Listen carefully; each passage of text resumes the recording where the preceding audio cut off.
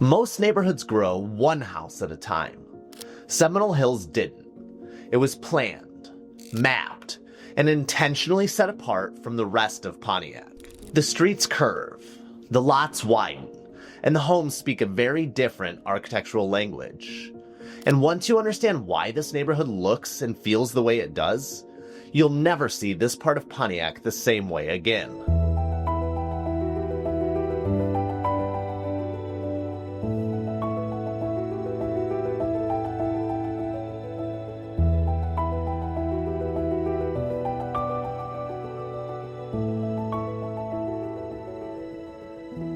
Welcome back to Pontiac Pulse. I'm Chris Hubble with History Loves Company.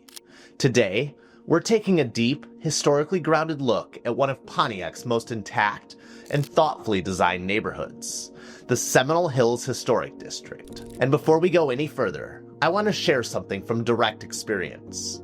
I've sold multiple homes in Seminole Hills, and every time, the reaction is the same. These homes are charming, not in a surface level way, but in how they're built, how they flow, and how they feel lived in. You notice it immediately when you walk through the door. Seminole Hills is not just a neighborhood name. It is a formally designated historic district, recognized and regulated by the city of Pontiac. According to the official district map, Seminole Hills is bounded by Orchard Lake Road to the north, Voorhees Street to the south, Chippewa Road to the west, and Oneida Street to the east, with a slight jog near the southeastern edge. Those boundaries matter, because everything inside them developed as part of a coherent plan. This is not a collection of unrelated houses. It's a neighborhood that was intentionally designed from the beginning. To understand Seminole Hills, you have to go back to the early 20th century. This was a period when Pontiac was rapidly transitioning from a small county seat into a growing industrial and professional city. The land that would become Seminole Hills was subdivided and platted before most of the homes were built.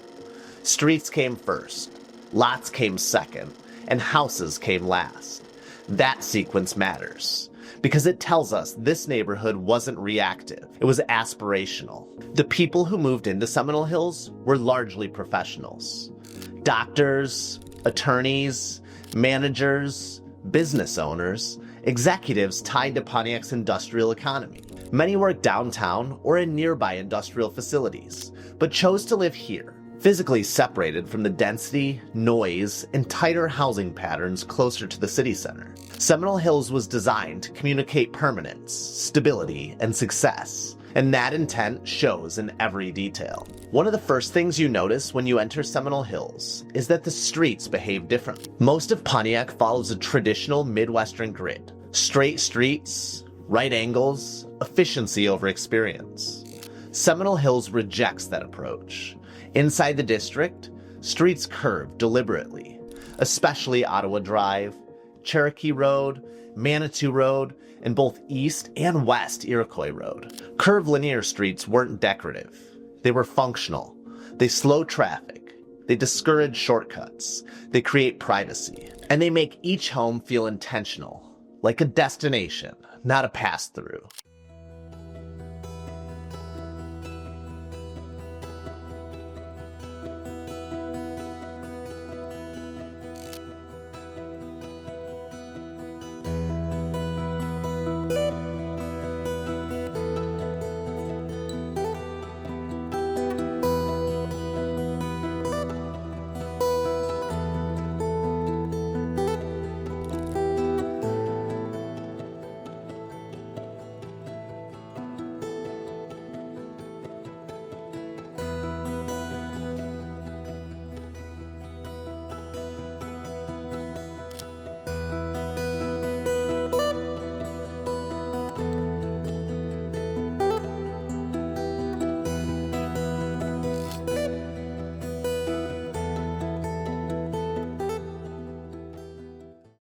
Architecturally, Seminole Hills does not rely on a single style, but it does rely on a consistent standard of quality. Throughout the district, you'll see brick and stone construction, steep roof lines, large masonry chimneys, arched or recessed entries, multi-pane or leaded glass windows, and slate or tile roofing.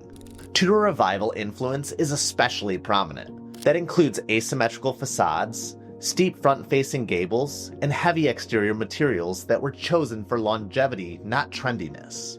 These homes were built to feel permanent, and a century later, many of them still do. Selling homes here gives you a different perspective. You start to notice patterns that buyers don't expect. Room proportions feel intentional. Staircases are well planned. Windows are positioned for natural light, not just symmetry. Even when a home needs work, the underlying structure is almost always solid. That's not accidental. It's the result of early planning and durable construction methods. Another defining feature of Seminole Hills is space. Lots are wider, setbacks are deeper. Homes sit back from the street rather than crowding it. That design creates longer sightlines, mature tree canopy, and a sense of calm that's increasingly rare today. It also reflects early zoning philosophies that tied residential design to class and separation. Understanding Seminole Hills means understanding how beauty and exclusivity were often built together in American cities. Seminole Hills is not just made up of single-family homes. It also includes architecturally significant multifamily buildings. The most notable is Casa del Rey Apartments, located at 111 Oneida Street. Casa del Rey was constructed in 1928 and designed by architect Robert O. Derrick in a Spanish eclectic style, a striking contrast to the Tudor Revival homes surrounding it. At the time, Casa del Rey was intended as an upscale apartment building, designed for professionals who wanted architectural distinction without owning a large single-family home. Its arched openings, stucco exterior, decorative detailing, and courtyard-style design made it one of Pontiac's most distinctive residential buildings. Casa del Rey's significance was later formally recognized when it was listed on the National Register of Historic Places. That designation acknowledges both its architectural character and its role in Pontiac's residential history. Like many large historic buildings, however, Casa del Rey eventually fell vacant. Changing housing preferences, maintenance cost, and decades of deferred investment left the building underutilized. For years, it stood as a reminder that historic significance alone does not guarantee survival. Today, that story is changing. Casa del Rey is currently undergoing a full historic rehabilitation, led by L.J. Golden Realty, in partnership with the city of Pontiac. Rather than demolition, the project focuses on preservation through adaptive reuse. The redevelopment represents a $15.5 million investment and will restore the historic structure while converting it into 50 affordable apartment homes. The work is being carried out under historic preservation standards, with the goal of retaining the building's defining features while adapting the interior for modern residential use. Casa del Rey matters because it proves something important. Historic districts don't survive on designations alone. They survive when historic buildings are allowed to evolve, carefully, responsibly, and with intention. Casa del Rey is no longer just a symbol of Pontiac's past. It's part of its future.